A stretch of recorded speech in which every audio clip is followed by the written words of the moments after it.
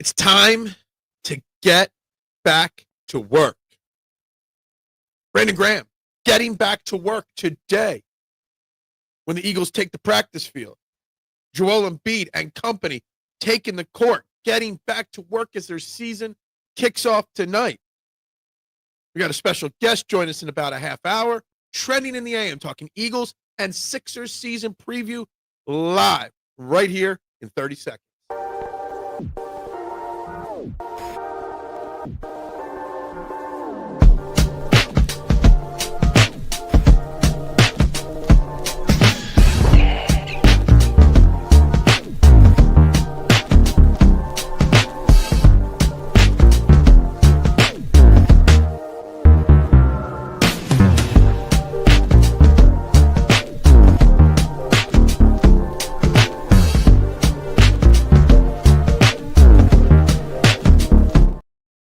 And a very good morning, everybody, and welcome to Trending in the AM, right here on the STT Sports Network. We are live.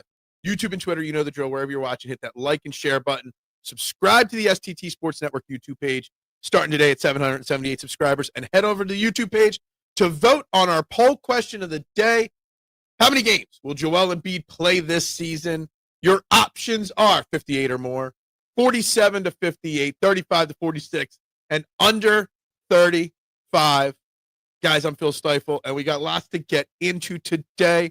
Lots of content because the Eagles are bringing back officially Brandon Graham. And there's a lot of conversation on what his role will be, whether it's the right move to bring him back or not. All that happening in what is being termed Revenge Week.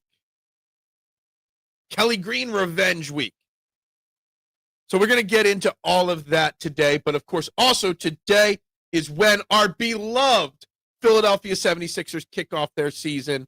So we're obviously going to talk about that as well. I've got a special Sixers guest, Uriah Young, NBA Now and Then podcaster. We've had him on the show before. Great guy, great podcaster, great Sixers fan, great NBA knowledge. He'll join us in about a half hour to go over his latest season of his podcast, but also to break down the Sixers and make some comparisons. He loves to compare. So we're going to talk Sixers comparisons. Real quick, we're going to start with the Sixers here. Okay, we'll get into the Eagles as the show goes on and definitely close the show out with more Eagles. But the Sixers season begins today.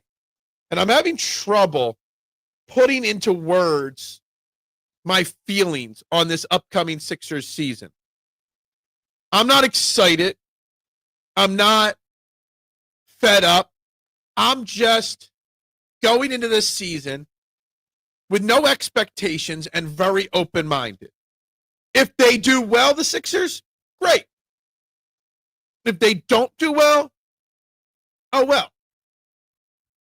I don't know how to put into words the exact feelings that I have as this season begins. Joel Embiid is going to play tonight. He is going to start the season as healthy as that young man can. But I have no expectations for how long he's going to play this year or each given day. I don't have any expectations that he's not going to get hurt this year. I'm just going to go in and for the first time in a while, just try to enjoy watching basketball. Hell, I even turned on some of the Rockets Thunder game last night. I want to get back to just enjoying watching basketball. And if the Sixers do well for me, that's great. Some of the comments so far early rolling in. Can't believe I'm saying this, but happy Sixers opening day to those who celebrate. Here's hoping Embiid plays 50 games. And good morning, Steven. And I agree. I hope he plays 50 games or more. I think that's the minimum you need to expect from him. I was chatting with my buddy Brian the other day, and he's like, wouldn't it be better to get 55 to 60 games if he only plays 30 minutes a game versus him running out there playing 38, 39 minutes and then breaking down? So maybe Nick Nurse puts him on a minutes restriction this year to kind of keep him a little bit more available throughout the season. It's just all coming down to whether he can play or not, whether his body can hold up or not. That's it. And that's why I'm not, like, Joel Embiid could be healthy in March still playing. And I'll still have fear every other day that his body's going to break down or he's going to fall the wrong way or re-injure that knee. The guy's got degenerative knee, feet, leg, back issues. It's just going to be hard to hold up to the brutal schedule that is the NBA.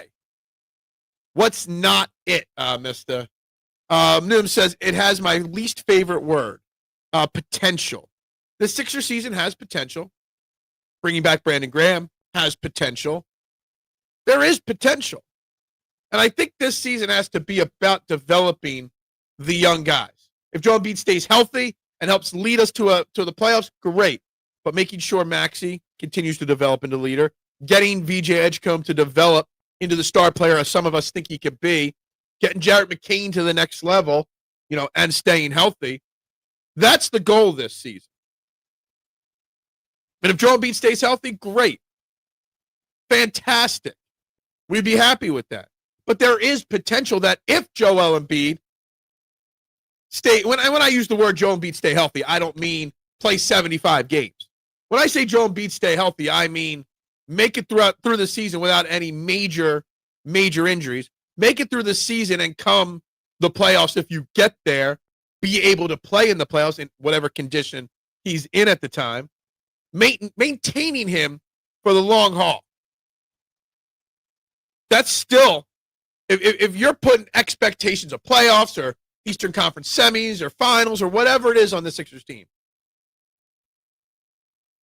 you're leaving it in the hands of whether Joel Embiid can stay healthy or not. And that kind of ruins the fun because we know he is most likely not going to make it. They really have to have a great game plan to do that. JoJo sees me. I mean, I wish JoJo saw this show. Not saying anything negative about Joel Embiid. He can see me. He can listen. I have nothing bad to say about Joel Embiid at this point this year because I'm just leaving it as wide open as humanly possible in my mind on what this season can be. I'm excited to see what VJ Edgecombe could do over the first month or so of this season. How quickly can he develop into the playmaker and the defender that we want and need him to be?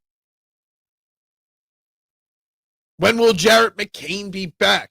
Can he build off of, that great start he had to his career his rookie year before getting injured? Tyrese Maxey coming back from an injury. What is he going to be like this year? Is he going to take the next step in becoming? Last year, we expected him to become a superstar. He kind of fell a little flat, then got hurt late in the year. Well, Quentin Grimes proved me wrong that he's worth the money he's seeking and not getting from the Sixers of the NBA. They're the storylines that I'm looking at. They're the things I'm feeling as we inch closer to this season. But again, it comes down to the success of the team still truly comes down to Joel Embiid. Will he change his style of play to preserve himself? Will Nick Nurse preserve him minutes-wise, etc.? All those things are the things that are most important as this Sixers team gets back to work. And I know Sixers fans are frustrated. I know Sixers fans are tired of the way it's been for how many years now. And that's why I think it's safest to just go in to this season. Whatever happens, happens. It doesn't make us any less of a fan. It doesn't make us not care about the team anymore. It just kind of, whatever happens, happens. Better storyline, passing on Ace Bailey and what a mistake it can be. Honestly, Pump Man, I have no idea what's going on with Ace Bailey now since the draft. I don't know how training camp went for him, summer league went for him, preseason games went for him. All I do know, and I don't think you were the only one in the chat that wanted Ace Bailey over VJ. All I do know is what I've seen so far since we've drafted VJ Edgecombe. VJ Edgecombe looks like the real deal. Will he be? I don't know, and that's what I'm looking forward to. Whether they made the right decision. What can he bring to the table when it matters in the regular season? So I don't know. It'll be a storyline. Everything I've seen of VJ Edgecombe shows so much potential for a young kid. His shooting wasn't awful in preseason and in camp. All reports are that he's getting better. And yeah, he might not be the greatest shooter, but he could develop into a better shooter. He's got athleticism that we need, length that we need, defensive ability, playmaking ability. He's got aspects of his game that are already developed. I would be shocked if he's not starting day one tonight. Utterly shocked. I like watching Sixers basketball, and I love that I don't have to depend on Joel to see good basketball. He's always injured. It's maddening. And it is maddening, and I get it. And we're rightfully so allowed to think this way, mister. But if you just go into this season, whatever happens, happens. If Joel plays, great. We might make the playoffs and make a run. If Joel Embiid doesn't play, well, let's see the development of some of the young guys and see what kind of steps forward they can take. We're getting closer and closer to the end of the Embiid era. So let's just continue to enjoy the ride. If you put no expectations on it, then you also kind of can't let yourself get disappointed. Yeah, his three-point shooting might not be good. We'll find out. The key, Pump Man, is to understand he's a kid. And he can develop. You can't develop his playmaking ability. You can't develop his heart and hustle. You can't develop his maturity that he has at such a young age. We'll see. And I know a lot of Sixers fans, a lot of Sixers reporters, a lot of podcasters all wanted Ace Bailey. And I get it. And I get that he hurt his own draft stock by maybe getting some bad advice, we'll just say, during the draft process. I get that. But we don't have him. So we've got to hope that VJ Edgecombe can develop. Ace is a bucket with a capital B. He will average 30 points per game in his sleep. If he keeps his head on straight, if he's not a drama person that he was in the draft process, if he checks his ego at the door as he's entering the NBA, neither could Tatum allegedly when he first came out. Those scouting reports on Tatum, that's all they would talk about. Yeah, I mean, I'm not putting Tatum-level expectations on VJ yet. Scouts miss a lot. There's no doubt about that. Scouts mess up a lot in all sports. All right? It's a thankless job. There is no what? What is no zero? I don't know what you're talking about there. Clarify.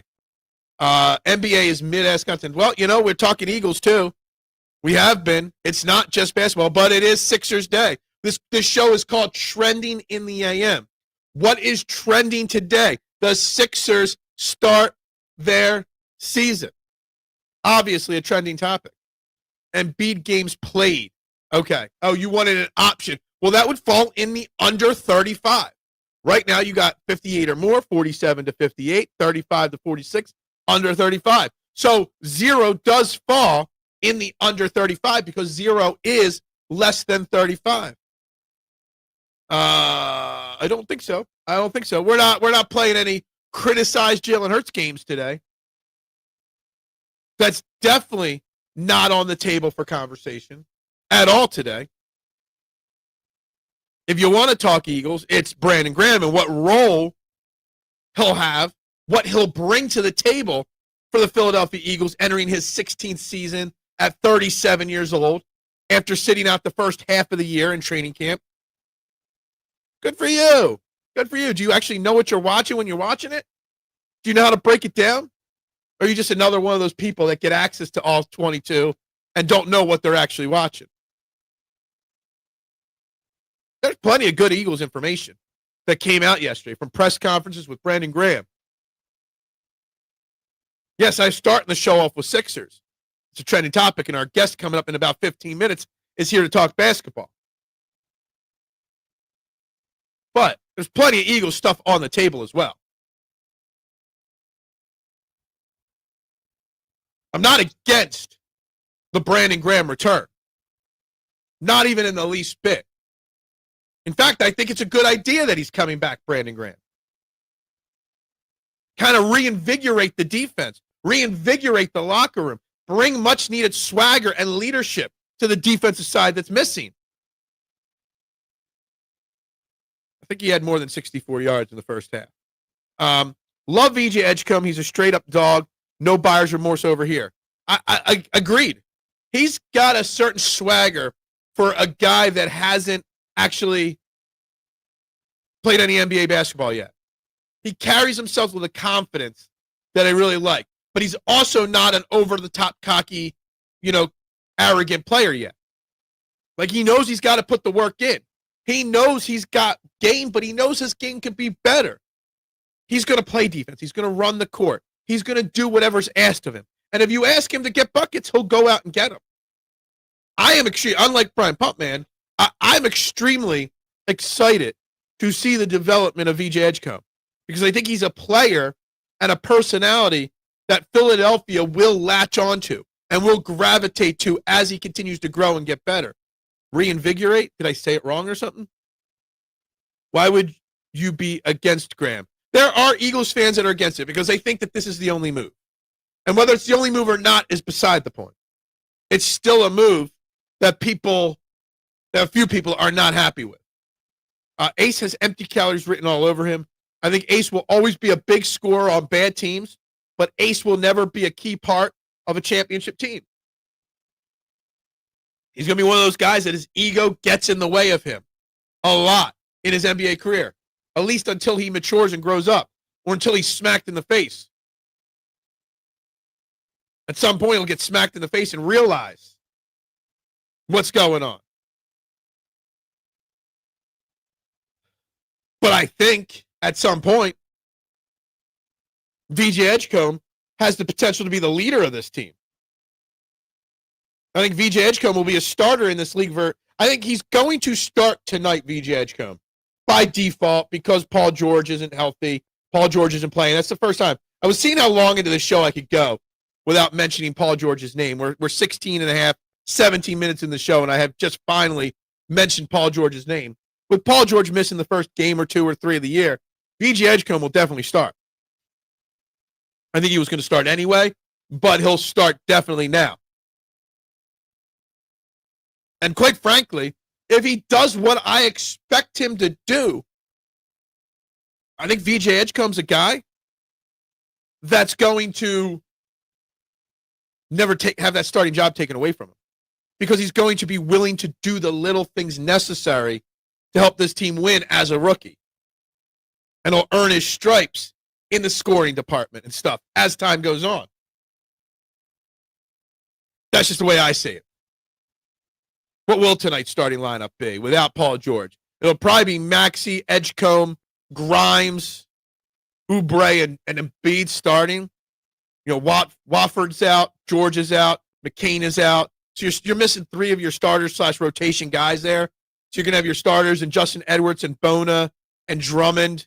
And that's about it. Maybe Eric Gordon or Kyle Lowry sees a couple minutes tonight. We'll see how it plays out.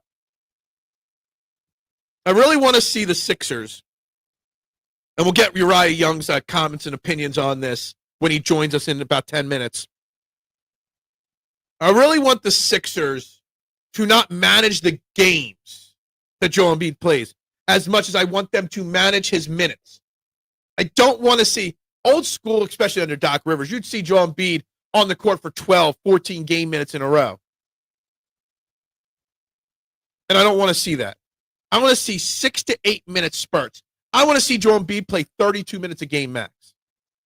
And I think if you do that, you give him 4 8-minute spurts, you still can win a lot of basketball games, and you can preserve his body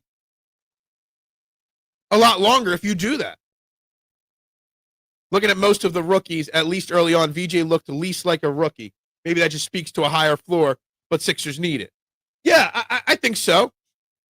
I think it's because VJ, and I haven't paid close attention to all the other rookies. My ears to the ground on Ace Bailey because of that. Obviously, Cooper Flagg, has the potential to be a stud. I don't think he will be. I think he'll always be a number 2, but that's another subject. But VJ's got a different head on his shoulders, a more grown-up head on his shoulders. And I think that's a big deal when you're looking, at a young player, their maturity level. When you draft a guy like VJ on a team that's been in the playoffs so many years and you didn't get that lottery pick very often, you got it, and you're able to get a guy that's mature that could step in and play immediately, I think it helps. I think it helps. I think it also helps the confidence or vibe. I don't want to say confidence because there's no confidence. No one's confident in the Sixers. But what they are is there's a different vibe circulating this roster right now. If the Sixers were perennial 20-win team, then maybe I would go for Ace for marketing purposes. That's fair. You could develop VJ into that marketing piece over time, right? He doesn't have to be that guy immediately. You've got plenty of other marketable pieces here. But VJ Edgecombe is exactly what this team needs at this point because this team is healthy right now. So Joel Embiid and Tyrese Maxey will be out in the court. They're going to be your bucket getters. Everyone else is second fiddle to those guys. Eventually, when George comes back, God forbid, I can't imagine it. Like, I'm more excited to see what Joel can do this year than I am of ever seeing Paul George even on the court. I still can't stand the guy. But if he's healthy, it was only 2 years ago that Paul George was still a really damn good NBA player. I haven't seen it before where O-line gives you so much time, your wide receiver can come to a stop, and then quarterback goes, okay, now go and throw him a tutty. Look, that's good. Right? That was the first time all season long on Sunday against the Vikings in multiple situations where wide receivers ran their route, stopped, and then went on to find a secondary route. It's something that the Eagles wide receivers haven't done very well this year. But they did it on 3 or 4 separate occasions on Sunday, which is a big step forward for the offense. It's telling that Oubre is starting for this team. What an indictment on the front office. Look, I wanted Oubre gone. I wanted to trade him. I was definitely in that realm. They didn't. With Paul George out right now, you kind of need him. I've always said that Oubre is just misused on this team, K1. Oubre is a bench guy. Oubre is a guy that comes off and gives you energy and fight off the bench. 20 minutes off the bench. But the Sixers, his entire time here, have used him as a straight starter, and at times when players are injured, your main go-to scorer. And that's the problem with Kelly Oubre. If Kelly Oubre was used right, I have no problem on him. But this front office seems to feel he's a bigger player than he actually is. I was actually encouraged to see a few better entry passes and cross-court passes by Maxey in the preseason, major hole in his game. Yeah, look, I think this year, I feel like Maxey, I don't want to use the word regressed, but I think the frustrations last year of this team really, really got the best of Tyrese Maxey, and his development kind of stalled. Have I seen the latest A.J. Brown cryptic social media post? I have. Have you seen me comment on it? No. Why? Because it's about time we stop commenting on it so he stops doing it. A.J. Brown's a diva. A.J. Brown is this guy. We dissect his cryptic stuff. He's gone to the school of Joel Embiid trolling. He's just another T.O. It is what it is with A.J. Brown. You accept the trolling because he's one of the best. It's just part of the package that comes with A.J. Brown is cryptic social media posts. And honestly, I could care less at this point. So I'm trying my best to ignore it. It's hard as a content creator to ignore it. But I'm trying my best to ignore it because by acknowledging it, you encourage him to do it more. Now, second half, Hurts was lights out, best half this year, ended up passing over 300 and owning Isaiah Rodgers. Absolutely. But honestly, to your point, the Eagles, and these are stats I got online, in the first quarter this year, lead the NFL in points scored in the first quarter, 7.9 points per game. Tops in the NFL. Fourth quarter, 3.7 points per game. Last in the NFL. Okay? So they're a better first half team than they are a second half team, despite what the All-22 told you. NBA offseason way too short. I don't know. I mean, it is what it is because it is a long season in the NBA. It is whatever. Good morning, Joseph. How you doing today? Good morning. Another season, I'm going to get my hopes up for them to crush my dreams, but sadly, I'm believing. See, yeah, this is where you're wrong. Don't believe in the Sixers. Okay? Don't put expectations on this squad. Go into it just open-minded with no expectations and just enjoy the ride. Because if you put too many expectations, then you're going to be disappointed. The vibe is different around this team, for sure. But it all still hinges, unfortunately, on Joel Embiid's health, which even if he's healthy on game 82, I'm still going to be worried. So no expectations. Just enjoy the ride. I'm sure AJ will stop trolling now that Phil has stopped responding to him. That's a witty comment. Thank you. Ignore AJ's nonsense as long as he picks up his check and shows up on Sunday. Exactly. That's what I'm getting at with AJ. AJ's looking for attention. That's what he does. That's his game, and it's fine. It doesn't offend me at all. But everybody makes such a big deal about it. Oubre can start for spells of like 3 or 4 games if the matchup favors it. But in the playoffs, Oubre is a different story. Knucklehead, absolutely. Absolutely agree. Well, Phil, 230 in second and a bunch of tutties is better than 64. All right, they still won the game. No expectations until Christmas when they are sitting at the number 1 seed and we think we are going to the final. Yeah, I'm sure I will say something like that. I'm sure I'll have that hype. That is classic us. We'll go in open-minded, then we'll get suckered right back in. Like I always say, once I think I was out, they bring me back in. We know that's the way it is. That's the way we are always ingrained to be. It happens. I get it.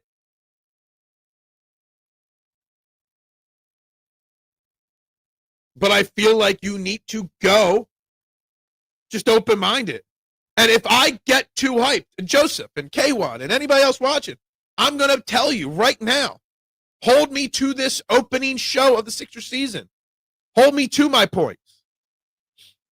No expectations. Don't let me get too hyped. And then remind me if I get too down, don't let me get too down. Remind me of those things. Because it's very important. All right, guys. So, real quick, reset. If you haven't yet, hit that like button, hit that share button, and hit subscribe.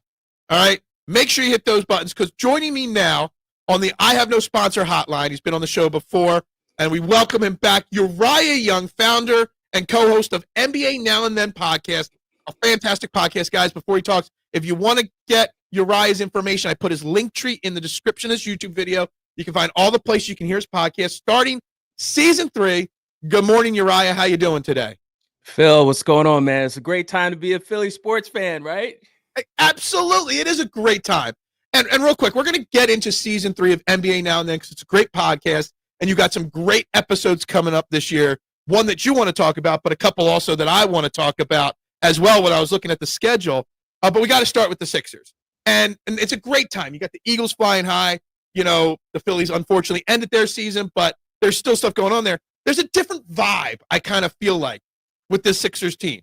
And it didn't start initially, but in the last couple of weeks, you're starting to get this vibe that maybe there's a little bit of a culture shift with this team, a little different, energy with this team. How do you feel about that? As I'm just telling people not to go into this year with any expectations and just enjoy the vibe and ride.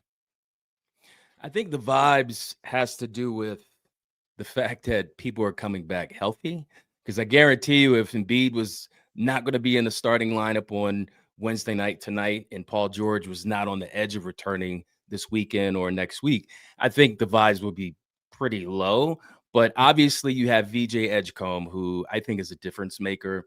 And obviously Maxey still has room for improvement, even though he's been on the all-star team and he's made statistical increases every year.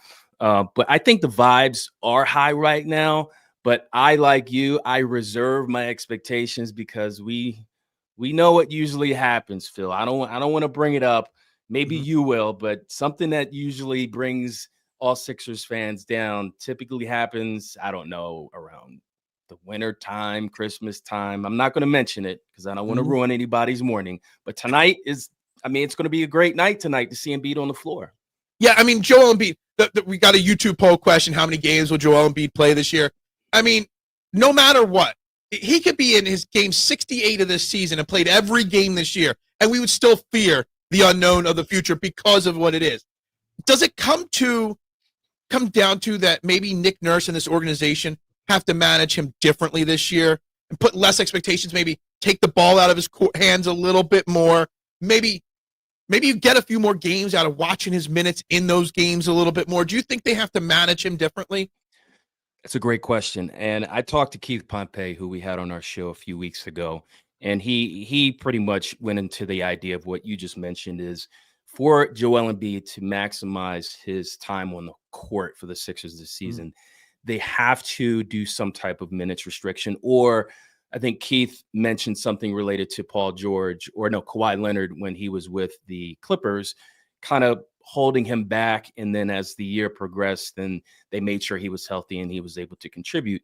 But I have a stat for you, Phil. You ready for this? I'm ready. For the Sixers in Embiid's career, with him playing on the court in the regular season, they have a 65% win percentage. Can you guess what their win percentage is when Embiid does not play? Not 65%. I can tell you that. Hell no. Hell no. Probably like 35, 38%.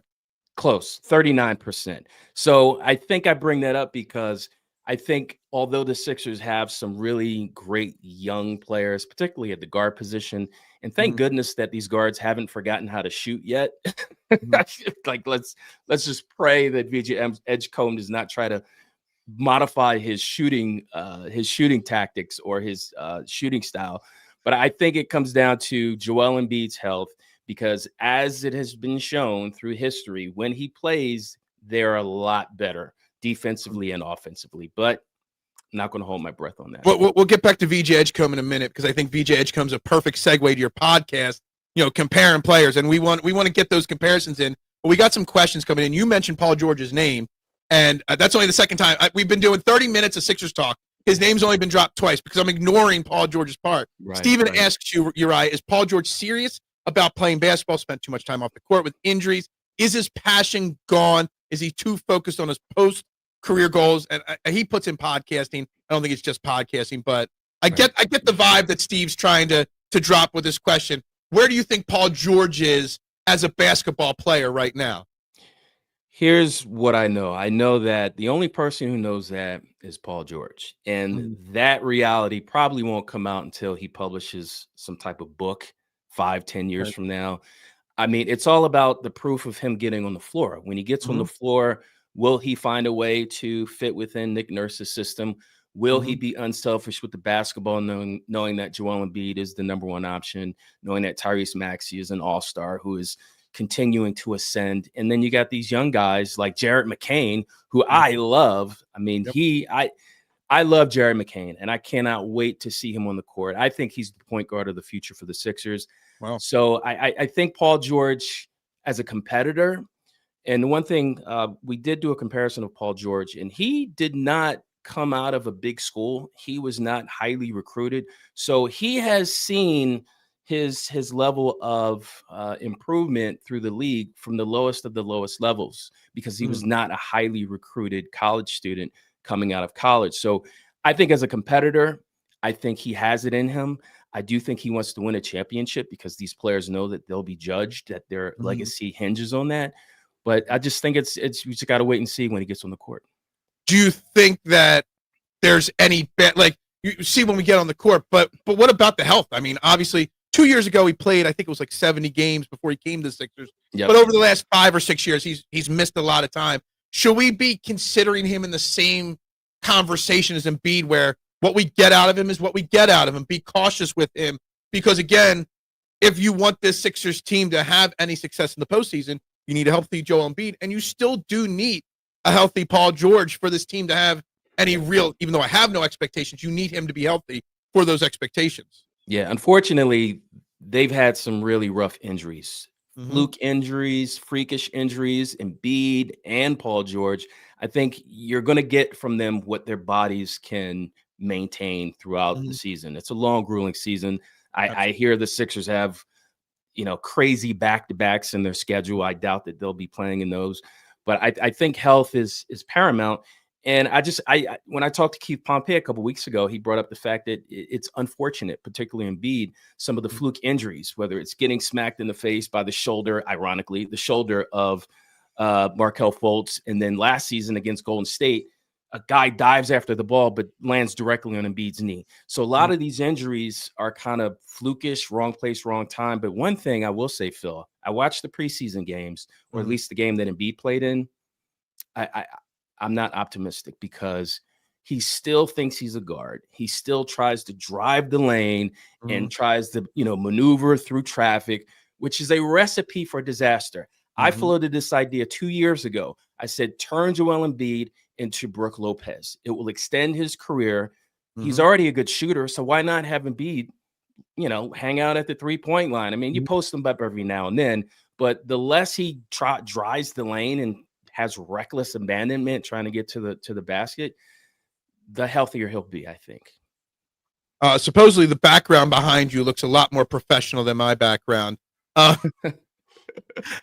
Anyway, you got all Phillies. I got all like basketball. So we balance each other out. People think because I don't talk a lot of baseball that baseball is not my number one sport, but baseball is always my pride and joy. You mentioned Jared McCain coming back here and how you think he's the point guard of the future of this team. Yeah. I want you to dive into what do you mean by that? Because obviously Tyrese Maxey, is the point. I mean, he's the main guy on this team. Right. Is that because you think Tyrese Maxey should be off the ball and Jared McCain, or what? I have expectations that I think VJ Edgecombe surpasses Jared McCain in the pecking order of this roster by the end of this season. Like, I love Jared McCain, I do. Yeah. But I think when it comes down to it, like 2-3 years from now, we might be looking at a Maxey Edgecombe backcourt with McCain the first guy off the bench. Like, that's how I feel right now. It's not a knock on McCain. It's just my opinions on Edgecombe. Okay. Why do you feel that way about McCain? What leads you to believe that and take that to the next level? That comment. I'm glad you brought that up because there was a stretch last season where, how can I put this? McCain went on a tear as a rookie. I think he was averaging over 20 points a game. But if you really analyze his game, Phil, he can score on all three levels. And on top of that, he is, I would say, an underrated distributor. I think he makes good decisions with the basketball when he gets in the paint. Not that Maxey does not, but I think Maxey's natural tendency is kind of like Iverson. Iverson was a scorer. Iverson could pass, but he was much more effective as a scorer for that Sixers team when he played. And I think that's what Maxey is. Maxey he's a sniper. He's a scorer. Now, his three-point numbers have dipped. A couple years ago, he was 43%. Last season, he was 33%. And we know that James Harden's absence impacted the spacing and his ability to get more quality shots. But I say, and hopefully I can be proven right, I get Steph Curry vibes from Jared McCain. That's a big one. Somebody just said, is McCain Jamal Crawford? I get Steph Curry vibes. I just do. I don't know why. It's the shooting. It's he's comfortable in his own skin. He can do so much with the basketball. So for Philly fans, take that and run with it if you want. No, I'll accept that. How you're feeling about Nick Nurse coming into the season, knowing that last year? I mean, at the end of last year, I was shocked that he and Daryl Morey got brought back. It almost felt like Nick Nurse wanted to get fired at the end of last season just because the vibe was so off with this team. Do you think Nick Nurse is prepared to make the changes to his, to the team, to the system, to his coaching style to get this team? Because he's got to make change for this team to succeed.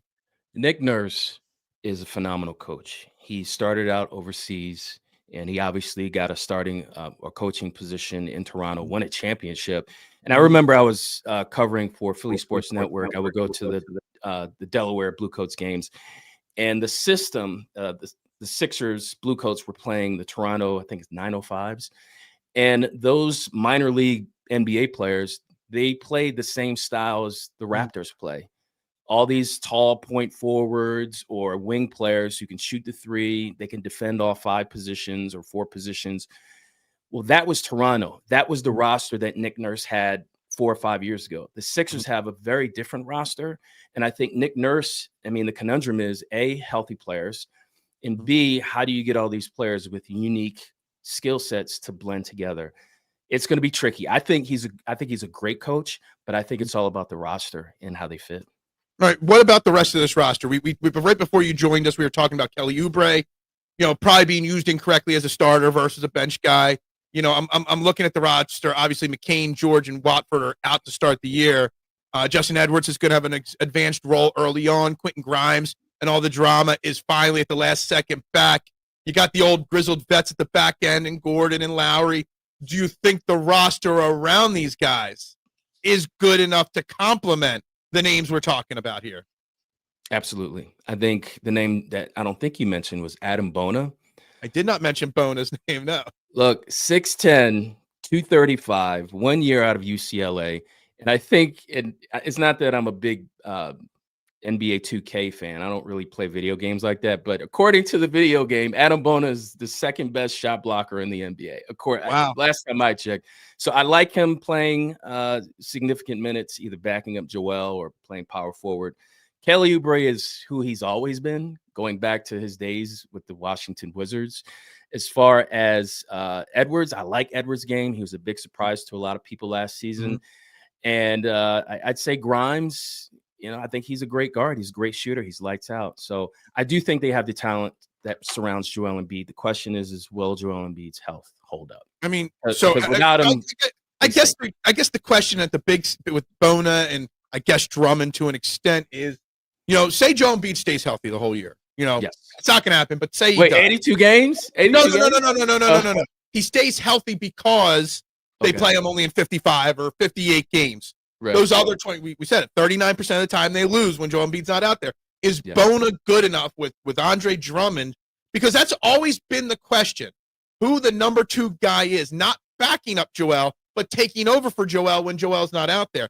And that's where I don't see if Joel misses 30 games this year, that's 30 games that we're going to lose 20 of at least. You know what I mean? So that's my concern isn't who's playing the 12 minutes he doesn't play. My game is who's playing the 35 minutes when he doesn't play. Yeah, I think it's Bona. The ball's in Bona's court, in my opinion. Okay. He's young. He's an amazing lob threat. He's a great rim protector. And you could just tell that he's hungry, right? Kind of flashes of Paul Reed a little bit before Paul Reed got his contract. But Drummond he is who he is, right? I mean, we'll see if he still has the motor. He's into his 13th year, I believe, out of UConn. So, the bottom line is when Embiid doesn't play, it doesn't matter who they're going to bring in. They're going to struggle. Yeah. So last question before we transition to your podcast here. Obviously, a lot of Sixers fans here see the Bob Myers news, and I was shocked that Morey and Nurse were brought back. I'm going to change Steven's question here a little bit. Is this Morey and Nurse's last shot, and then Bob Myers comes in, or Josh Harris and Bob Myers bring somebody else in? Or is this still going to be a several-year project with these guys in charge of this team? What I know is Josh Harris was a CEO of or the owner of Apollo Management. And what they do is they build up failing companies and then sell at the highest price. Yeah. So when you bring in someone like Bob Myers, who has tremendous experience, championship experience, I think the writing's on the wall. I think it's do or die, now or never. Mm-hmm. And that's for not just ownership, but certain players, like Embiid. Is he going to be here? Like he's, I guess, untradeable when you kind of think about it with his health and his contract. But I've seen things. I mean, look, Luka Doncic got traded last year. So and nothing's off the table when you think about the NBA. Yeah, absolutely. All right. So you obviously are the co-founder and host of NBA Now and Then. Fantastic podcast. You're entering your 3rd season of doing this, where you're comparing players from the present day to the past. So we're going to use VJ Edgecombe, who we haven't talked about in this show much. Some people in the chat love the potential there. Some don't. Some wanted Ace Bailey. Some didn't. Whatever. So we've talked over the last couple days about VJ Edgecombe and comparing him to a young Jimmy Butler. And I'm not sure I see 100%. I see a combination of some of Jimmy Butler's traits. Someone else said, how about Butler? If you molded Butler and Andre Iguodala in together, that maybe that's a VJ Edgecombe. Where do you see VJ Edgecombe's comparison from the past for us to draw what his potential could be early in his career and also big picture? Well, I think Philly fans might like this one. If you grew up during the times of Temple and Villanova, there are a couple players that make me think of Edgecombe. One is Eddie Jones, smooth, elite defender, reliable spot-up shooter. I think he might have a little more in his bag than Eddie Jones in terms of his dribbling ability.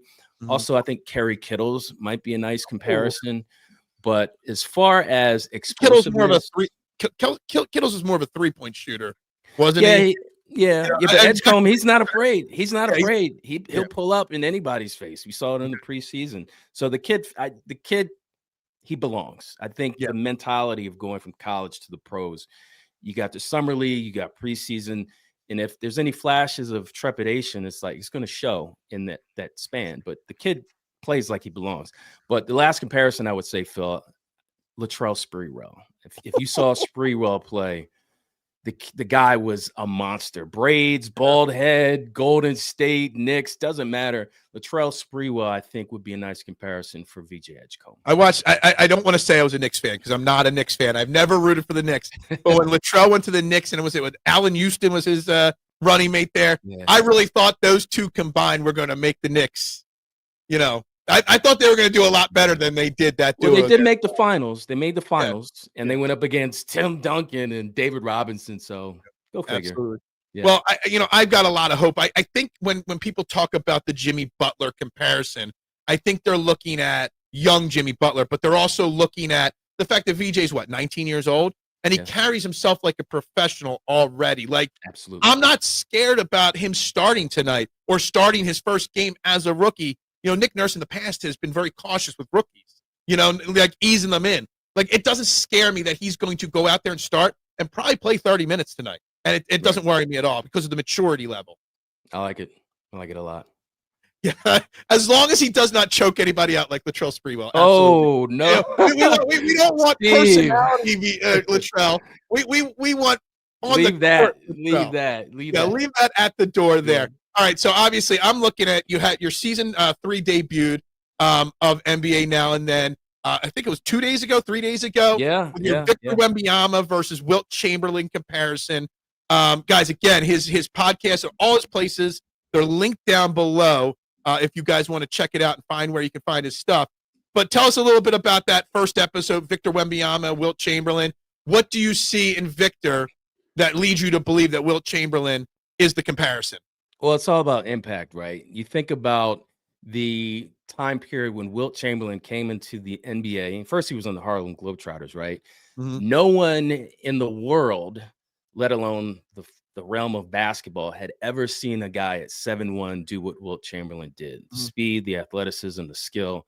And you fast forward now, right? Like a time machine into the present, and you have Victor Wembanyama, who, and this is not my words, and we picked this comp months ago, but just the other day, I think it was Carmelo Anthony said what I'm going to say, which is the NBA today has never seen anything ever like Victor Wembanyama. Not Bol, not George Murasan or Yao Ming or any of those 7'4" and up guys, but what he can do with the basketball and his mentality, Phil. Victor Wembanyama was hanging out with NASA astronauts and Buddhist monks, right? Training with those guys, like getting into a mental state, because right now at his young age, he has made up his mind that he wants to be the best player. And Wilt Chamberlain was the same way. He had this way about him that he knew he could dominate, and he would actually hold back against certain guys. Like in the 1970 finals, he held back against Willis Reed because Willis Reed was hurt. He didn't want to be made out to be the bad guy.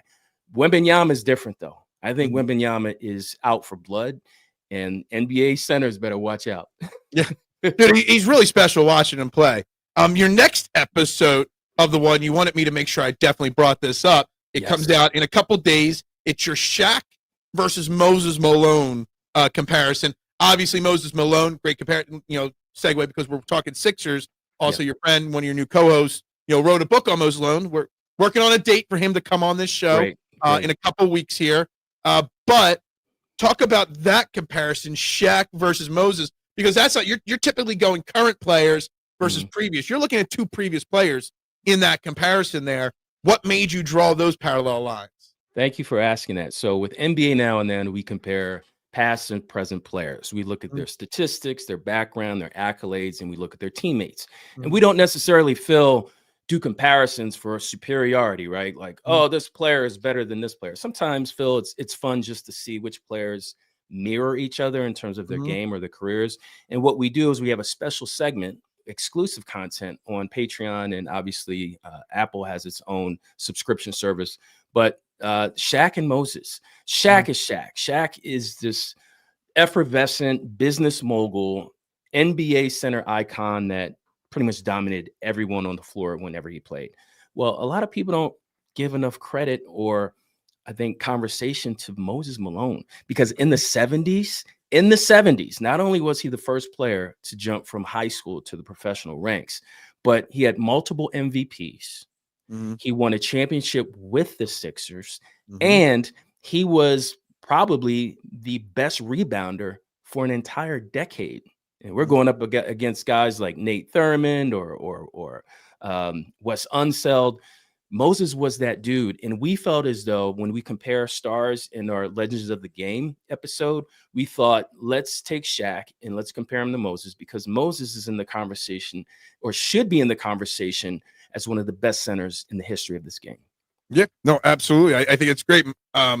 Moses Prime. I mean, I was born in 1980, so Moses Prime, was a little before my time. So Right. I know the highlights. I know the stories and stuff like that. But obviously, I grew up as knowing basketball under Shaq. So I love hearing that comparison there, and that drops on the 26th, I believe, that episode, right? This Sunday. Check it out. Moses Malone was very transcendent of a player, is what Nooms is saying, and I can see that. I mean, I think that's what put us over the top to win our, last NBA championship. Oh my God, it was so long ago. Yeah. I was going through your list of comparisons that you got on your schedule, and I got two other ones I want to talk about. But first, before we do that, I love that you're doing a Drew Holiday episode on April 5th. Drew Holiday, you're comparing him to Gary Payton, another player I loved growing up watching as a kid, Gary Payton. I don't think Drew Holiday gets talked about enough on how good of a basketball player he has been for such a long time now in the NBA. He's bounced around from multiple teams. He's won championships. He's won awards. Like, he's a damn good basketball player. But when you ask people, talk to me about your top guards in the league, I bet you nobody would name him even in their top 10 or 15 guards in the league. And he doesn't get that respect. And I love that you're going to give him respect by comparing him to another great guard in Gary Payton. Yeah, I think Drew Holiday, I think he does not get enough love. I think his situation being a guy next to the guy, whether it's Milwaukee and Giannis or Tatum in Boston, wherever he's gone, he's been a contributor. He's helped win wherever he went. The whole Pelicans time period, I mean, that was a crazy cluster, you know what. But anyway, I think Drew Holiday, look, he can do everything with the basketball. He can finish left. He can finish right. He can shoot. He can pass. He can dribble. I think his handles are sneaky, outstanding. Like, people don't give him enough credit. And Gary Payton, another defensive guard who could also score, a little bit of a different personality type. But at the same time, it's all about the play on the court. And we're looking at two players that I think defensively were top 2 or 3 whenever they played. You're doing a show, and I love this because we've done this show on this show. We've done this topic many of times over the years because I think it's such a fun topic. The what if. I've literally done it. I use the Marvel what if graphic for it every time. Yeah. What if? Can you give me one or two? And you're doing that one on, I wrote this down, March 29th, because I love the what if series. I love thinking about alternative worlds and realities of things happening. Give me a little glimpse on one or two what ifs you might talk about on that episode, because I've already circled that on my calendar, so must listen to. Oh, I appreciate that. Yeah, circle all of them, man. Yeah, we'll circle them all, but yeah. But I love diving into what ifs in sports, especially in Philly. Like, we had this, like, we went from Drew to Michael Carter Williams. What if we didn't do that? What if we never traded Drew? What would have the result have been for the Sixers? Would the process have ever even started? You know what I mean? So we talk about with the Eagles drafting Justin Jefferson instead of Reagor.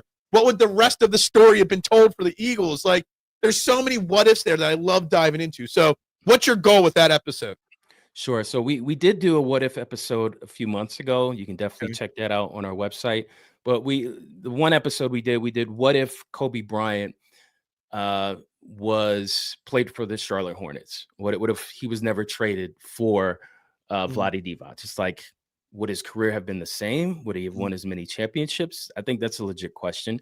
We Mhm. also did what if it's escaping me now. What if Derrick Rose never got injured? Here's a guy who was an MVP, youngest MVP in history, blows his knee out, ironically, against the Sixers in the playoffs, and never is the same player again. Len Bias. What if Len Bias does not OD on cocaine in the mid 80s at a time period where the Boston Celtics were at the pinnacle of their legacy, right? Of their run for championships. So that was in previous episodes. One what if that I can answer that's coming up is well, actually there's two. One is Sixers related. One is what if Kevin Garnett and Stephon Marbury had stuck together? I think because it's Minnesota, that market gets overlooked.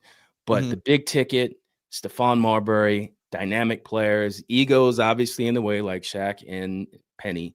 But what if those two had worked out? Would they have won a championship?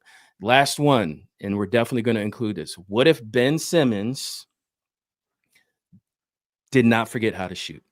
Or what if Ben Simmons had, I don't know, hired a different shooting coach? Or what if Ben Simmons had been drafted to another team where the coach was not friends with his dad? I think the Ben Simmons dilemma, or the Ben Simmons situation, to me, when it hits 30 for 30, when they do a documentary on him, it is going to be unbelievable, the stuff that comes out. I absolutely agree with you on that, because there is, I remember when Ben Simmons early in his career, constantly on podcasts before the morning show, constantly defending that there's the talent there. We just got to find a way to unlock it. I always wonder, what if the Sixers chose Jimmy Butler over Brett Brown? Because everyone thinks they chose Tobias Harris over Butler. No, they chose Brett Brown over Jimmy Butler. They let Jimmy Butler go because of that, and then they had to sign Tobias because they couldn't lose both of the guys they traded for. That's if a good Jimmy one. Butler stayed here, would that have changed Ben Simmons? Another, because he only had half a year with Ben Simmons, a whole offseason, another full year after that. You give Jimmy Butler's personality a full year plus with Ben Simmons, doesn't change anything. Because that's what Ben Simmons always needed, someone to hold him accountable, to push him to that next level. The athleticism was there. The skill set was there. It was the mindset that he didn't have. Could Jimmy Butler have worked his magic on Ben Simmons? That's a what if I've always thought about. I might put, you know what, Phil, just because you put it out there, I'm going to include that in the episode. And I don't know, because Jimmy Butler is a different animal. Look what he did last night. 30 points at his age, opening up the first game of the season, right? Yeah. And Ben Simmons is somewhere in California sitting on the couch, right? You know, swimming in money, all the money that he stole from the NBA. But I think that's a good question. I think if that quadruple bounce doesn't go in after the travel, yes, Kawhi Leonard traveled. I will always bring that up. He traveled and then some. I think the Sixers win that game in overtime. I think the Sixers win the championship that year with Jimmy Butler. Yeah. What if Robert Covington could finish up? I don't think we need an episode. I was a big Robert Covington fan, Nooms. I really was. So, Nooms, I do want to say, Nooms, what if Johnny Dawkins didn't get hurt in 91? Johnny Dawkins might have been a comment up here somewhere. Yeah, I just want to shout him out, because I was watching the Sixers then, and I tell you, Johnny Dawkins was a hell of a player, and he always had bad knees, even in the 80s. But I think going against Jordan, I don't think he could have been an all-star. Johnny Dawkins, that wouldn't have made a difference against the Jordan Bulls. Yeah, no, absolutely. And he also agrees that he did absolutely. What if Sixers signed a reliable bench player? So Lowry, Jordan, oh my God. Let's hope we don't. I hope we don't see too much of those two guys, Steven, this year. I really do. The good vets, they help the locker room. That's what they're there for. Same thing. Garrett Stubbs. You need the vibes in the locker room, right? Yeah. That's what Brandon Graham's coming back to the Eagles for, because you need that vet in the locker room. All right, so let's wrap this up here. Again, guys, this is Uriah Young, founder, NBA Now and Then podcast. Linktree is down below in the description. Make sure wherever you listen to your podcast, guys, you check it out. They do a great job. And we got another guest from his podcast crew coming up in. We're working on the Eagles bye week to bring him on here. We're still working that out. But it is Sixers opening night tonight. Let's wrap this whole interview up, this whole segment up with your final thoughts on the Sixers entering this season. Do you agree? No expectations. Let's just enjoy the ride, or do you want to put an expectation on this team? Do I want to put an expectation? I absolutely do, but I absolutely will not, just because I've invested too much money and time and just emotions. I've been Yeah. watching the Sixers since 1983. That's when I fell Mhm. in love with basketball, and I've seen the highs, I've seen the lows, Mhm. disappointments during the Iverson years. Obviously, the process did not work. Hello, didn't work. I actually disagree with you on that. The Well, process did they work. traded away Drew Holiday, and anyway, that's for another Oh, conversation. no, no, I want to say because the process wasn't about a championship. The process was about acquiring assets to acquire superstar players. So you eventually, so when they traded for Jimmy Butler and Tobias Harris, that Mhm. was the end of the process. It worked. They got what they wanted, and then they rebooted the process and got James Harden. So the process worked 2 times. It's just the process was never about the end goal. The process was getting to the point to get to the end goal. Okay, the way you explain That's that, how I always evaluate the process. I like the way you explained it, but I disagree. I think you never lose on purpose because you alienate the I fan. agree. I agree with that. I went 3 years without watching the Sixers. It hurt my heart because I I'm watched not gonna every. waste 3 hours of my life to watch poor quality when I know it's there deliberately. Mhm. So I agree to disagree, but Yeah. I think I don't have expectations because of Embiid's health, Mhm. but I do have expectations that the young players, Jared McCain, Tyrese Maxey, VG Edgecombe, even Justin Edwards, I think these young guys are gonna continue to grow. And it'll be interesting because you can't sign all these guys, a year from now, 2 years. But I think it's going to be a fun season, and I am optimistic. I will say that. Optimistic is a good way to put it. Do you think it? So the poll question on YouTube, if you haven't voted, guys, please vote. How many games will Joel Embiid play? Right now, these are the Mm. options and where the percentages are. 58 or more has got 20% of the vote.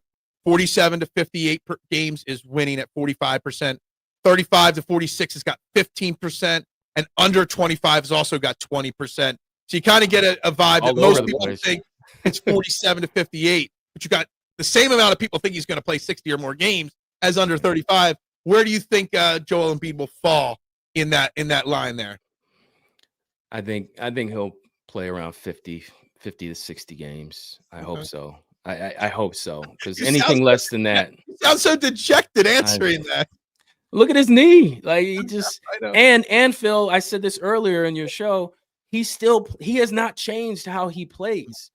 The way he plays, driving the lane and trying to get, foul. I don't know if he's trying to get fouled, but he's not changed his game. If he changed his game, and maybe he'll reveal that tonight, Mhm. but unless he changes his game and becomes more of a Brook Lopez type player, he will not see 50 games, in my Yeah, in my opinion. yeah. I mean, at some point, he's got to consider post-playing career, and if he gets hurt again, how many more times he could do this, right? Yeah, yeah. I I mean, guess. it's hard to walk away from the money, but Yeah, you got to think that at some point he's got to think long-term life than just the next couple years, right? yeah, I agree. Yeah, Sixers make the playoffs this year. if Embiid plays 50 to 60 games, yes, I think they make the playoffs. All right, Yeah. guys. Again, Uriah Young right here, guys. Make sure you check him out. NBA Now and Then podcast. Uriah, thank you very much for coming on today. I greatly appreciate it. All right. Can I just do one more plug, Oh, Phil? absolutely. Don't. For Dude, I got just 30 more minutes to go. You could go as long as you want. so well, if that's the case, Yeah. some of your followers in the chat made some good points about the Golden State Warriors didn't need the Mhm. tank.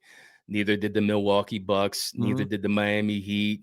Neither did the Denver Nuggets.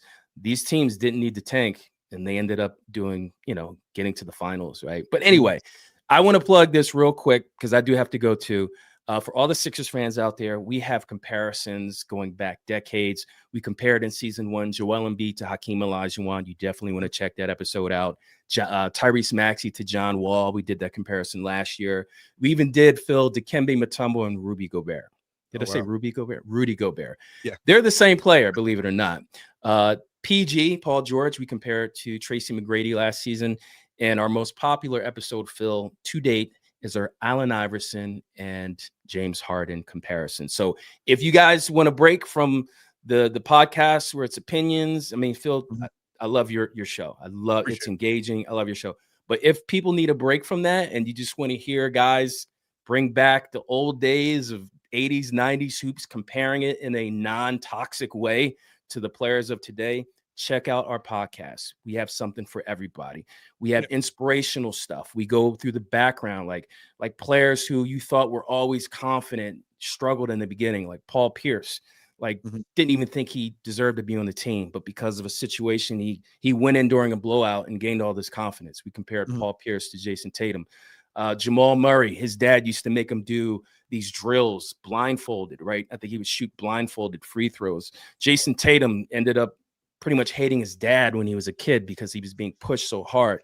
But all these players, the stars that you love and you see all the highlights, we go behind the scenes and we give you some of the things that elevated them to greatness, going back to high school, college, and obviously the pros. So check us out. Season 3, NBA Now and Then. The background stories definitely get me all the time because I do love learning the backgrounds of players, what makes them, what fuels them, what makes them tick and stuff like that. So it is great. I can't say I listen to everyone, but I make sure I circle 5, 6, 7 of them every season, and the ones I love, I do enjoy it. It's great stuff. And again, like I said, can't wait for the Drew Holiday episode. I'm so hyped for the Drew Holiday episode because it's just great to hear love for that man. Uriah, thank you very much for your time this morning. Can't wait to do it again with you. Have a great day and go Sixers. That's right. Thanks a lot. All right, guys. That was Uriah Young on the I Have No Sponsor Hotline. Guys, again, if you're just tuning in, hit that like button, hit that share button, and please subscribe. Would greatly appreciate it. Continue voting. We have been talking Sixers and the NBA with Uriah Young for the last half hour. Again, I can't recommend his podcast enough. Look in the description of this video, his link tree, so you can find him on YouTube, Apple, Spotify, wherever you want to catch his content. All the links on all the different platforms are down below. Make sure you check it out. We used to work together over at PSN back in the day, so he's been on the show before. He's a great, great guy. The content is great on his podcast as well. Very well-spoken dude, Elephant, as well. But I love he said it there at the end. It's a great, different version of a podcast. It's not breaking down X's and O's of the current game. It's not recapping a Sixers or Eagles game. It's not an interactive show. It's just a listening show. But he does do a great job. And like I said, as a Drew Holiday fan, I'm super excited for his April 5th episode of him and Gary Payton and Nooms. I know you said you like that comparison. I think it's a great comparison. And that basically sums up what you've missed over the last hour, Duck. We did touch a little bit on the Sixers or Eagles at the beginning. So in these final 20 minutes of today's show, if you want to bring up Brandon Graham and his return to the Eagles and how much we will expect to see him this week against the Giants, absolutely. Vic Fangio spoke yesterday. If any of those comments are things you want to talk about. The DeRozan with VJ Edgecombe comparison, no. I like some of the other comparisons better than DeRozan. I thought that was Steven that said that. Maybe it was Mista. But yeah, look, the Sixers season, like he said there at the end, it still does all hinge on Joel Embiid. He's like, if Joel Embiid plays 50 games or more, they make the playoffs. If he doesn't, they don't. And that's why I have no expectations this Sixers season. It is a straight, open-ended whatever. And Duck and some of the people coming in late, I said it early in the show before Uriah joined us. You all have to hold me accountable this Sixers season. If I get too hyped, check me and bring me back down to earth. If I get too down, check me and bring me back up. That there are no expectations. I don't care. I don't even have a win-loss projection for this Sixers team. I am not predicting whether they win or make the playoffs or not. Now, I did go bet the Sixers to win the championship and Joel Embiid the MVP, but that was because 35-1 is great odds to win a title for Sixers, and 100+1 to win the MVP for a former MVP is pretty enticing, but that's it. We won't see BG this week. They will give him 2 weeks to get back into game-ready shape. They say he's pretty close. And if you do not activate him, Duck, because Ojulari will not be playing this week, your only edge rushers are Jalen Hunt, Patrick Johnson, and Josh Uche. That's all you have. Technically, you have Jihaad Campbell, who could slide outside and did that some. But right now, you only have 3 healthy edge rushers. So the Eagles might be forced to activate him and just use him as a depth role. I want to rest Juergens and Dickerson. Juergens probably won't play in my estimation. Dickerson playing last week and not getting any more hurt leads me to believe that Landon Dickerson will play. And with a whole week to prepare, you might even see Landon get slid over to center. What is on Philly Press Box Radio tonight? Not shocked. Keith Pompey will be one of your guests. Absolutely. Plus, actor and Eagles fan Daniel Roebuck, who was Santa in Terrifier 3. I have never heard of Terrifier 3. But, guys, check out Philly Press Box Radio tonight, 7 p.m. right here on this channel. Set a notification. Can't wait. Keith Pompey is always the best at covering the Sixers. Embiid only has 3 years left on his contract. I can't wait till he's gone. He's not going to be gone for 3 more years. So we're gonna suffer like this for 3 more years. And I get the frustration. But despite the frustration, Anthony, he's still one of the 3 or 4 greatest players in Sixers history. What do you want to see tonight, Phil? What that will open your eyes a bit and realize this team could be different? Nothing. Hold on, let me rephrase that. Nothing will change my open-minded opinion on the season. All right? Nothing in game 1 through 50 will say, make me get too overhyped or too overdown. All right? What my goals are is to see Jarrett McCain develop, to see VJ Edgecombe become the star that I think he can be, to see Tyrese Maxey take the next step, if healthy. They're the things that I'm looking for. My eyes are going to be on VJ Edgecombe every game, every time he touches the ball. Every time. That was me with DeRozan, high flyer with a mid-range game, and it's a player's. Yeah, I think DeRozan was a pretty solid defender early in his career as well, right? I know. I didn't even know there was a Terrifier 1 or 2, let alone a Terrifier 3, right? Terrible is a popular series. Terrifier is a popular series of gore or horror. Yeah, I'm not much into that stuff, so it isn't my thing. Well done, yeah. What's up, Mitchy Poo? You missed a fan. You should go back and watch this episode, at least from the 8:30 to 9 o'clock portion with Uriah Young. Fantastic guest, Mitchy Poo. You might even want to hit him up and try to get him on your channel. He's got a great podcast, great basketball podcast. So you might want to check out Uriah Young, NBA Now and Then. His link tree's down below, Mitchy Poo. Highly recommend listening to it. I do. What's up, BC? How you doing today? Starting to sound like a real Chicago Bulls fan right now. What? No, I ain't no Bulls fan. That's my brother. Gore? Yeah, I'm not really into gore stuff. It just bores me. Terrifier was in Call of Duty last year. It must be pretty popular. I've never played a single game or time Call of Duty ever in my life, so I wouldn't know. Hard to believe no one is stupid enough to sign someone for 5 years with a cooked knee. Yeah, no. I can't believe the Sixers signed him for the 3-year extension. So yeah, the 3-year extension starts this year, so we could technically be off of Joel Embiid at this point if the Sixers would have been smart, right? Is basically what you're saying there. Yeah, guys, continue hitting the like button. We got 17 likes on this video. No new subscribers yet today, but please continue. Story sucks, but people watch it because the clown kills in some effed up ways. I mean, that's all gore horror. There's no good stories. Probably better than Napoleon for sure. Yes. Is it like the old Toxic Avenger series? I have no idea. I'm not a Halloween guy, so I don't get into horror movies. Cowboys fans were so exciting for Crosby just to see. Nothing about Cowboys being interested. What fans? Oh, Max Crosby. Yeah, the Raiders are saying they're not trading him. I don't know if that's just a ploy or not. That could be a report. And everyone's making a big deal that the Cowboys inquired about him. Everybody inquired about him. If your GM did not call on Max Crosby, your GM should be fired. But the Cowboys weren't going to trade multiple picks to bring in Max Crosby, to pay him $30 million a year when they just refused to pay Micah Parsons $30 million. No, your attitude towards the Sixers, that's been a Bulls fan attitude for 20 years. Oh, gotcha. Well, my brother's a big Bulls fan, and I give him hell for that all the time because he grew up with Jordan. You know, why not? How many wins for the Sixers this year? We'll make our guesses.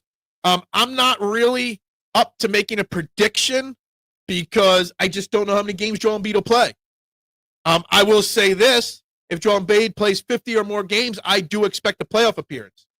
So let's say if Joel Embiid plays 50 or more games, I'll put him at 48 wins. If he plays under 50 games, I'll put him at 38 wins. Him playing equates to 10 more wins. 38 to 48, depending on how many games he plays. That's what I'll go with.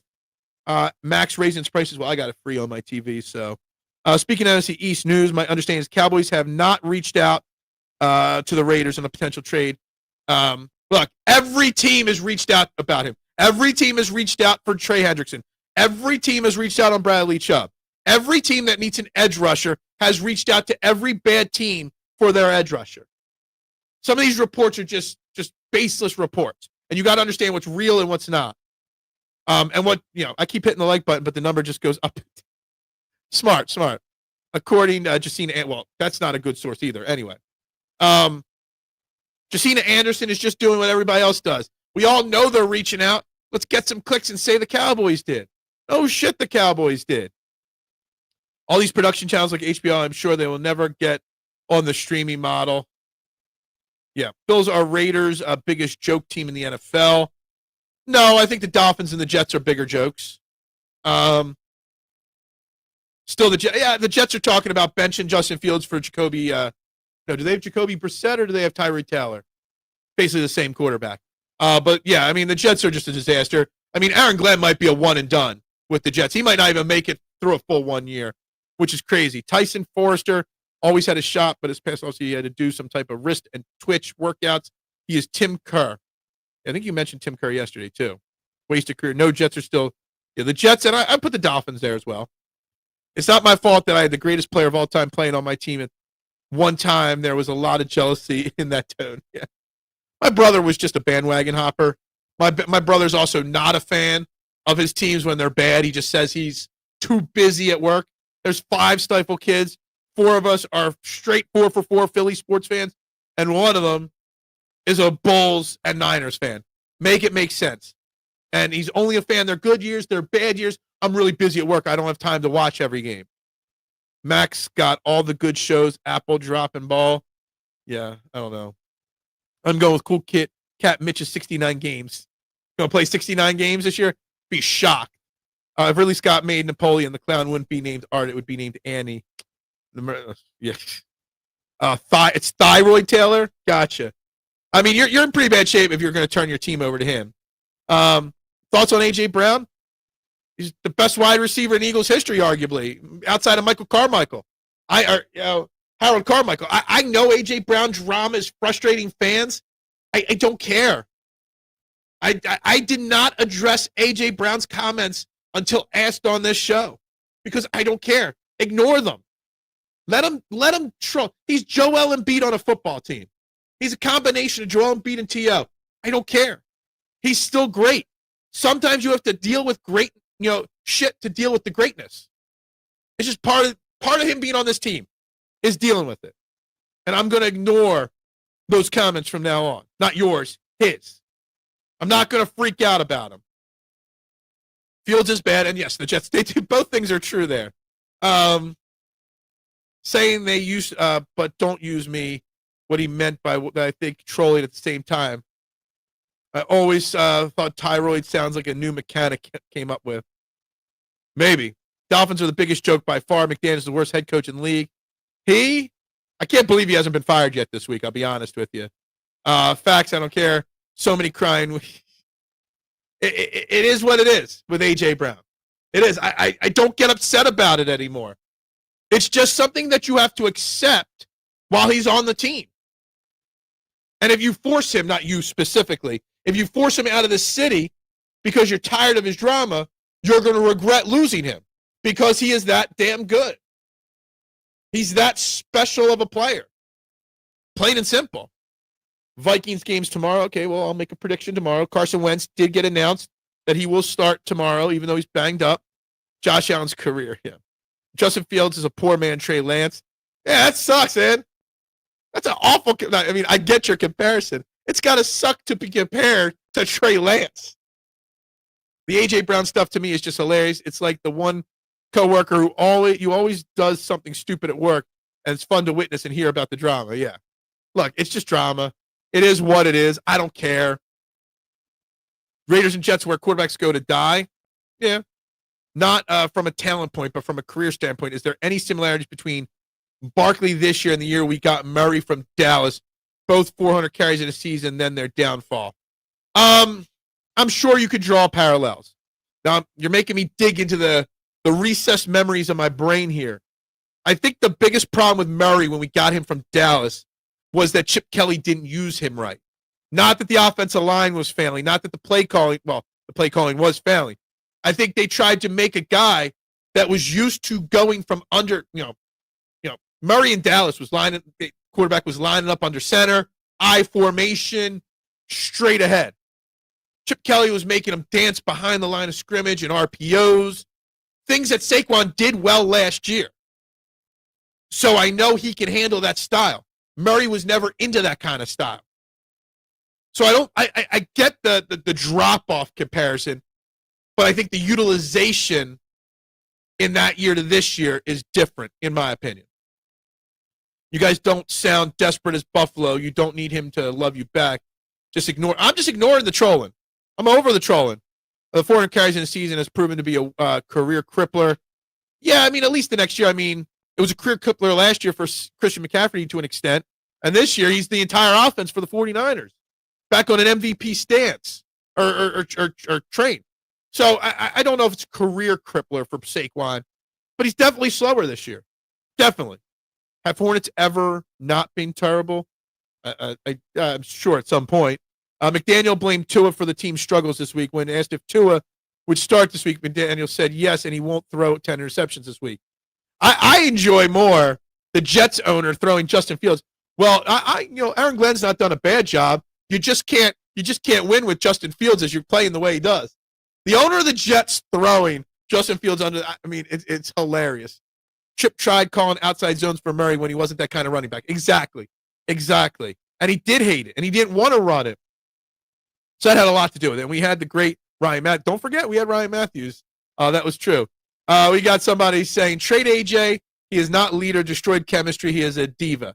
And look, I get your feelings here, and that's why I'm ignoring the trolling. Because I don't want to trade AJ. AJ is the second greatest wide receiver in Eagles history already. You're going to miss him when he's gone. You might not miss the drama. He's just he's the spawn of AJ Brown is the spawn of Joel Embiid and T.O. If they ever got together and had a kid, it would have been AJ Brown. The troll and the adjective. Diva wide receivers. Every elite wide receiver is a diva.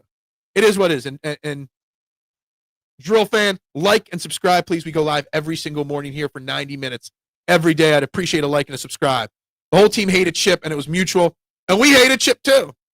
I wonder if AJ is looking over at New England and sees them at 5-2 and is trying to get back with his old coach. And he said in the past, does AJ want Met?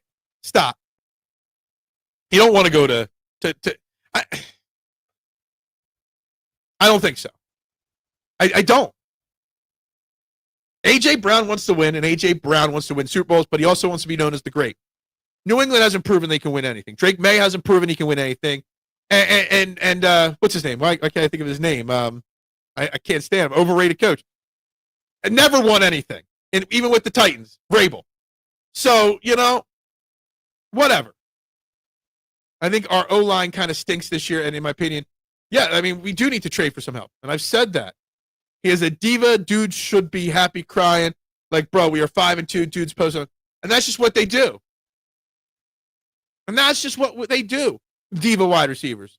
I'm not, though. We could draft a new wide receiver. You got a lot to draft next offseason. You need a tight end. You need offensive line help. You need edge help. You could survive another year of AJ drama.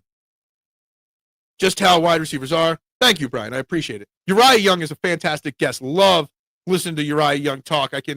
He talks so eloquently. He puts his words into me. I just ramble, make shit up. He sounds so professional when he talks. Using me, but not using me. Yeah. Keyshawn was the give me the damn ball guy. Meshawn, you mean? You got to change that K to an M. Meshawn. Drake May hurts 1-0. Yeah, exactly. I don't buy the Drake May hype yet. I think he could be good. He could be great. I don't know. But I'm not a Mike Vrabel guy. Mike Vrabel, everyone put Mike Vrabel up on this pedestal. Never won jack shit in Tennessee.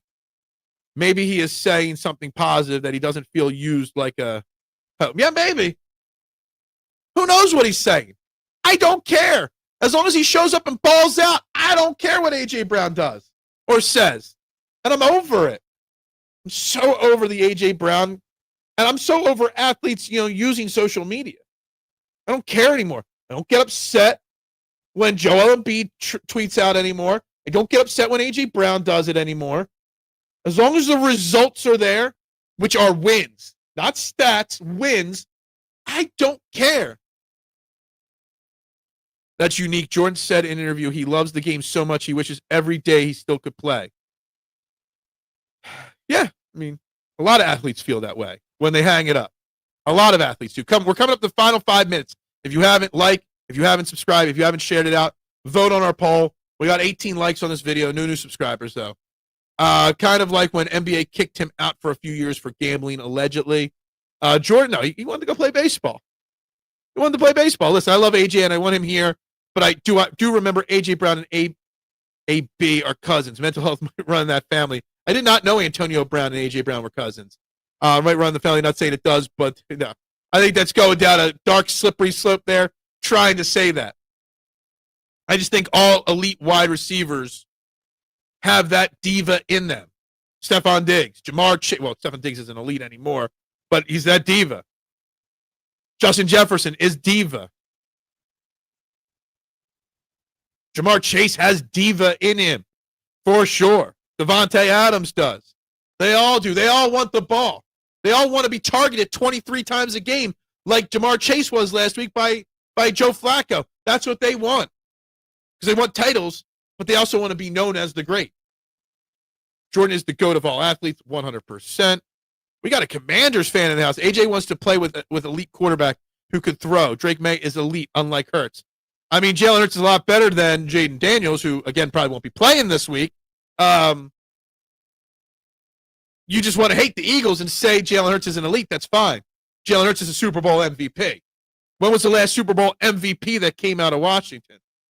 Anyway, you can like and you subscribe. All Commanders fans are welcome here. Just giving you a hard time. AJ wants to win titles, and AJ wants to be elite. He wants both. It's true.